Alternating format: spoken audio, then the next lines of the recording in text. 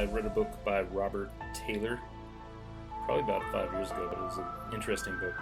It's called Paradigm. The central theme of it was that there was some secret knowledge that wasn't passed down to most people regarding the stock market and why people made so much money. On a greater scale, it was more about moon cycles, new moons, and full moons, and how much money could be made on the moon cycles. Interesting book.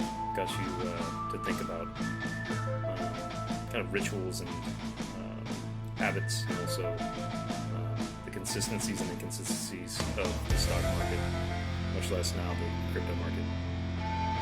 So there are cycles. There is one that we're currently going through. If I'm talking about cryptocurrency, there's Bitcoin halving cycle. There's numerous others.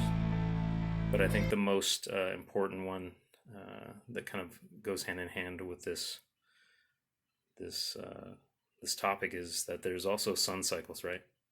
So every 11 years there's I'm going to forget the word, of course. There's a solar maximum and there's a solar minimum.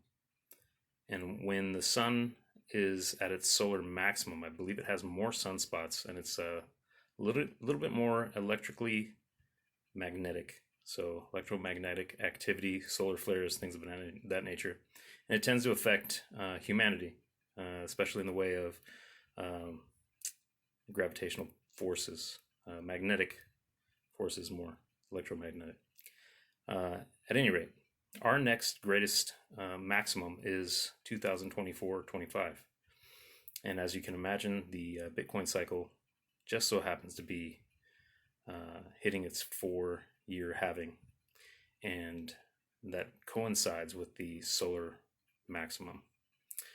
Put that in play with a full moon and a new moon cycle, and you can have yourself possibly an incredibly chaotic and possibly lucrative environment for money making.